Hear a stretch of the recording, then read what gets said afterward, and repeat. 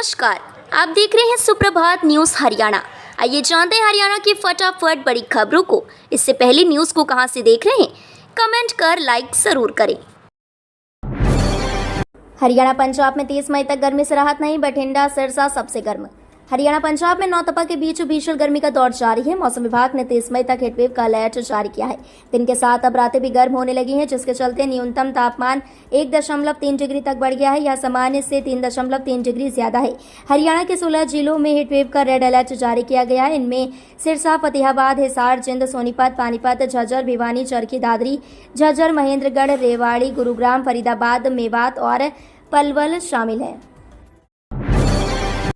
अधिक फीस वसूलने की शिकायत पर निजी स्कूल को कारण बताओ नोटिस जारी।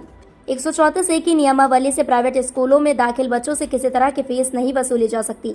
रेवाड़ी के खंड शिक्षा अधिकारी ने ऐसे स्कूलों को आगाह करते हुए नियमावली का हवाला देकर अपनी मनमानी बंद करने के निर्देश दिए हैं।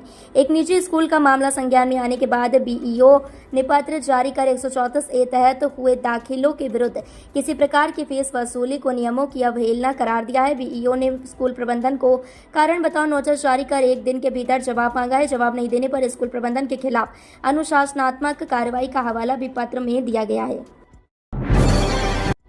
चरखी दादरी में आरटीए टीम ने चलाया चेकिंग अभियान, 4 कमर्शियल वाहनों पर की कार्रवाई।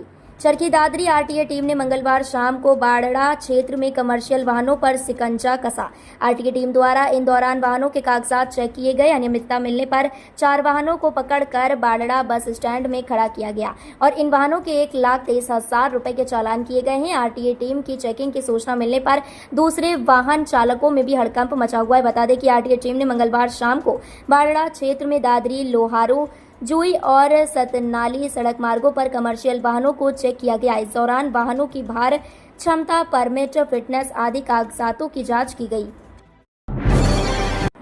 सुप्रीम कोर्ट में 29 जुलाई से 3 अगस्त तक स्पेशल लोक अदालत का आयोजन। सुप्रीम कोर्ट द्वारा आगामी 29 जुलाई 2024 से 3 अगस्त 2024 तक न्यायालय में लंबित मामलों के निपटारे के लिए विशेष लोक अदालत का आयोजन किया जाएगा।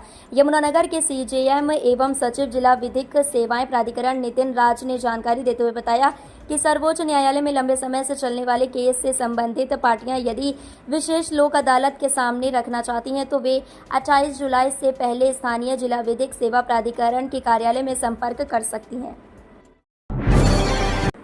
चुनाव बहिष्कार के ऐलान पर शुरू हुआ सड़क निर्माण, मतदान होते ही बंद। लोकसभा चुनाव बहिष्कार के ऐलान के बाद गुरुग्राम सेक्टर 38 में शुरू हुआ सड़क का निर्माण मतदान होते ही बंद हो गया। आरडब्ल्यूए का आरोप है कि निगम ने झूठा आश्वासन देकर चुनाव से पहले सड़क निर्माण का काम शुरू करवा दिया था, लेकिन 25 मई को मतदान के बाद फिर से काम बंद कर दिया। अब सेक्टर के लोग नगर निगम के खिलाफ लामबंद हो गए हैं। स्थानीय लोगों का कहना है कि सड़कों के निर्माण कार्य अधर में रहने से सेक्टर के लोगों को अनेक दिक्कतों का सामना करना पड़ रहा है। सेक्टर की समस्याओं के समाधान के लिए आरडब्ल्यूए ने निगमायुक्त को मांग पत्र सौंपने का फैसला लिया है। गर्मी को लेकर एक्शन मोड में हरियाणा सरकार, मुख्य सचिव ने दिए यह एहतियात बरतने के निर्देश। हरियाणा सरकार गर्मी को लेकर पूरी तरह एक्शन मोड में है। मुख्य सचिव TVSN प्रसाद ने गर्मी के मौसम को देखते हुए सिविल सचिवालय के अधिकारी कर्मचारियों को बिजली के उपकरणों, विशेषकर एसी, कूलर और पंखों इत्यादि के संबंध में खास एहतियात बरतने के निर्देश दिए हैं। मुख्य सचिव कार्यालय द्वारा सभी शाखा प्रभारियों को लिखे एक पत्र में कहा गया है कि निरीक्षण के दौरान कई विद्युत उपकरण जैसे ट्यूबलाइट, यूपीएस, दीवार पंखे, पेडस्टल फैन, सीलिंग पंखे और एयर कंडीशनर चलते हुए पाए गए। जेल में बंद किसानों की रिहाई को लेकर प्रदर्शन। जेल में बंद किसानों की रिहाई की मांग को लेकर अंबाला शहर की नई अनाज मंडी में एकत्रित होकर किसानों ने नारेबाजी की। किसानों ने भारतीय किसान यूनियन शहीद भगत सिंह के राष्ट्रीय अध्यक्ष अमरजीत सिंह मोहड़ी के नेतृत्व में प्रदर्शन किया। सुबह से शहर की नई अनाज मंडी में किसान पहुंचने शुरू हो गए और उसके साथ ही पुलिस फोर्स को भी तैनात किया गया। इसके उपरांत किसान अपनी गाड़ियों से परिवहन मंत्री असीम गोयल के निवास के बाहर पहुंचे और यहां निवास स्थान के सामने टेंट लगाकर धरने पर बैठ गए। साथ ही ठंडे पानी की छबील भी लगाई। बाबा केदार के पुराने पैदल रास्ते से भी होंगे दर्शन। केदारनाथ 2013 आपदा में हुआ था ध्वस्त। बाबा केदार के दर्शन करने वाले भक्तजनों के लिए गुड न्यूज सामने आई है। केदारनाथ धाम के लिए पैदल रास्ते से यात्रा करने वाले तीर्थयात्रियों के लिए अच्छी खबर है। उत्तराखंड सरकार ने रामबाड़ा से पुराने पैदल रास्ते के पुनर्निर्माण का फैसला लिया है। अगले 3-4 माह के भीतर इसके तैयार होने पर इससे घोड़े खच्चरों की आवाजाही होगी। इससे नए रूट पर घोड़े खच्चरों का दबाव कम होने से तीर्थयात्रियों की मुश्किलें भी कम हो सकेंगी।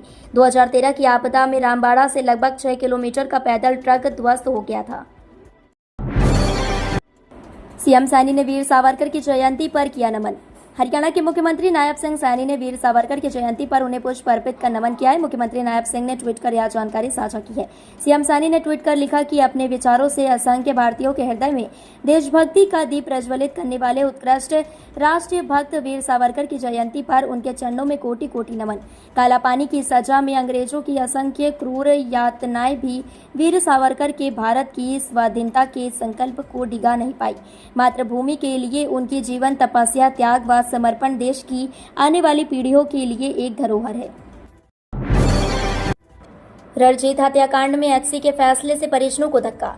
हरियाणा में डेरा सच्चा सौदा के manager Ranjit Singh murder case Punjab एवं हरियाणा हाईकोर्ट द्वारा गुरमीत राम रहीम को बरी कर देने से उसके परिजनों को धक्का लगा है। रणजीत के जीजा प्रभु दयाल ने कहा कि हम अपनी लड़ाई मरते दम तक जारी रखेंगे। अब हम सुप्रीम कोर्ट में जाएंगे और आगे की कानूनी लड़ाई लड़ेंगे। प्रभु दयाल ने कहा कि कोर्ट का फैसला हमारी इच्छा के अनुरूप नहीं आया है।